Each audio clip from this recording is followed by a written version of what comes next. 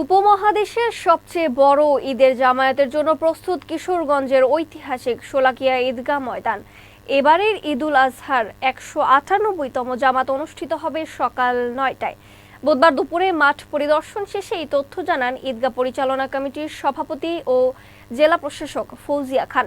মুসল্লিদের জন্য পানি, অজু, ওয়াশরুম, মেডিকেল ক্যাম্প সহ সব সুবিধা নিশ্চিত করা হয়েছে।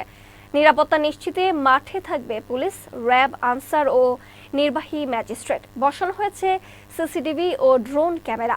প্রস্তুত থাকবে স্নাইপার, টাওয়ার, পেট্রোল কার এবং রেলওয়ে স্টেশনেও থাকবে বাড়তি নজরদারি। আপনারা জানেন যে ঐতিহাসিক শোলাকিয়া ঈদ জামাত 198তম ঈদ জামাত পবিত্র ঈদুল আজহা উপলক্ষে এই মাঠে অনুষ্ঠিত হবে।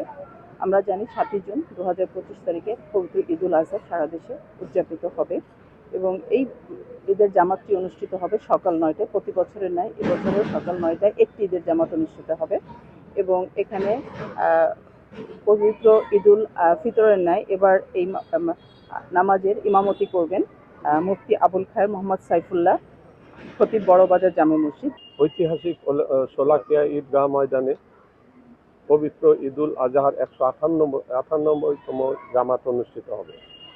এই জামাতকে কেন্দ্র করে কিশোরগঞ্জ জেলা পুলিশ এই সমগ্র মাঠ এবং আশপাশ এলাকাকে 7টি স্তরে 7টি সেক্টরে বিভক্ত করে 4টি নিরাপত্তা বলয় তৈরি করেছে।